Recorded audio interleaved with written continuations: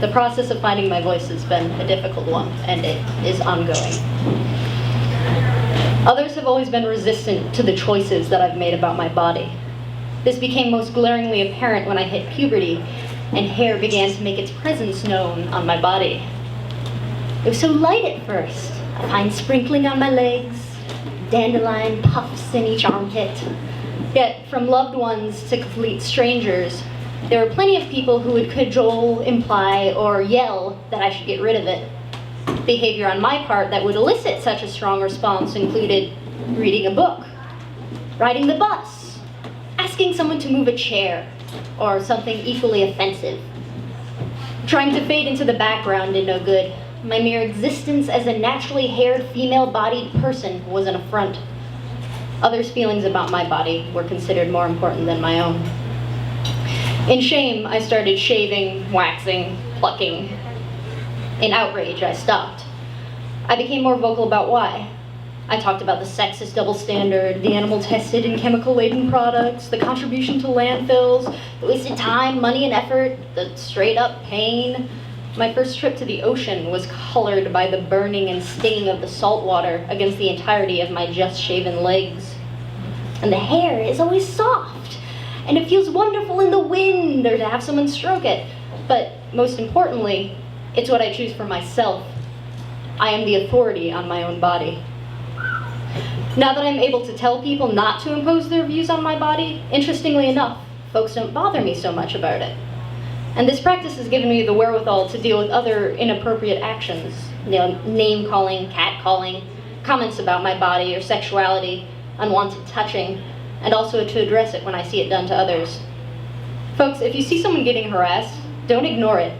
I know we live in an age of disconnect, but it is so empowering to be a part of taking a stance and saying that is not acceptable, and it makes us all safer. Yeah. Even with newfound confidence, I did not expect to have to use it to defend my choices about my body so vehemently to doctors. From a very young age, I knew I did not want biological children. Much of my adolescence was spent re-examining and researching the issue. I planned to get sterilized when I hit 18. When it didn't seem financially feasible at 18, I waited several more years. Then I contacted a doctor.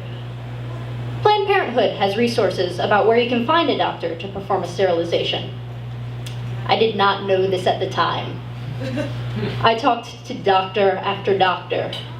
Most receptionists told me over the phone that they could not accommodate my needs. Other doctors would meet me to tell me in person that this was impossible. Traditionally, limiting female folks' access to birth control and abortion was used as a blatant system for limiting their power. Only in relatively recent history has that become unacceptable in public view, so the issue has instead been couched in different arguments. I saw firsthand that some of the old traditions are alive and well. There's no way one could talk about, for example, the rights of the fetus regarding sterilization. Yet there was still heavy moralizing from those supposed to be objective health professionals. Politely, convincingly, I listed my multitude of reasons. Overpopulation, the number of children in abusive foster homes, my inability to be a good parent to a child I'd feel guilty for having, the hormonal swings. Plus, my personal and family history made for high risk of results that would be detrimental to both myself and a baby. I spoke of my convictions and my decade or so of research. Sometimes I would bring a supportive ally, a friend, a partner, even my mother. You'd think that'd be convincing. The answer was always more or less the same. You're too young, went the refrain. We usually reserve this procedure for those over 35 or who already have children.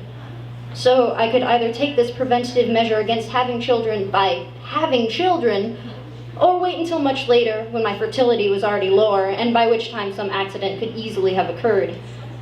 Inquiries into whether my body would heal better when I was young were deftly evaded, as were queries into whether they would perform a vasectomy on a male-bodied person of the same age. I knew at least 2 men who'd had vasectomies much younger than I was then. What if you change your mind, they asked rhetorically, though producing a child and changing my mind about that was evidently not a concern. I was deemed old enough to smoke, drink, vote, and die for my country, but not old enough to make decisions about my own body and future. Some went further. You don't want to miss out on having children, one arrogantly insisted, as though adoption were out of the question, or adopted children were not real family. And what if I wanted no part in child rearing? This was certainly my right.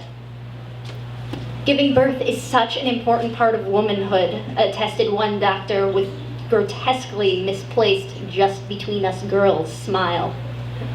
Just use other birth control, dismissed another, although other methods had proven harmful to me, and sterilization is the most effective.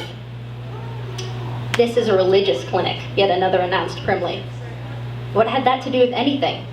This convinced me even more that a system which rallied so strongly against abortion, but also rejected its prevention, was more interested in restricting my freedoms than anything else.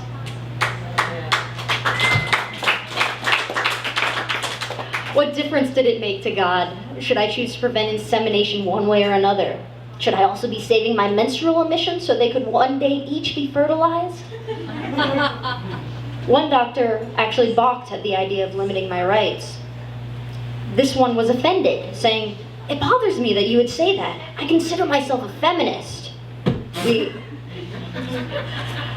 We actually argued about it, not politely this time, on either of our parts. But there was a follow-up appointment. This physician hemmed and hawed and argued, and finally got me to agree to a stall of 6 months, during which I would use a copper IUD that could last for 12 years. The reasoning, no doubt, was that I wouldn't want to bother removing it before it lost its effectiveness. But after 6 months, I was ready to make my claim of an Escher procedure. It was transvaginal, so it didn't even require cutting, and at my insistence, I stayed awake during it.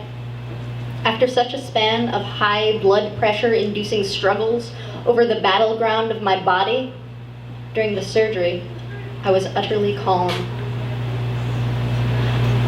The surgeons asked, because of my incredibly low heart rate, if I was a long-distance runner. I'm not. Others have always been really resistant to the choices I make about my body, but I'm glad that I've stuck by them.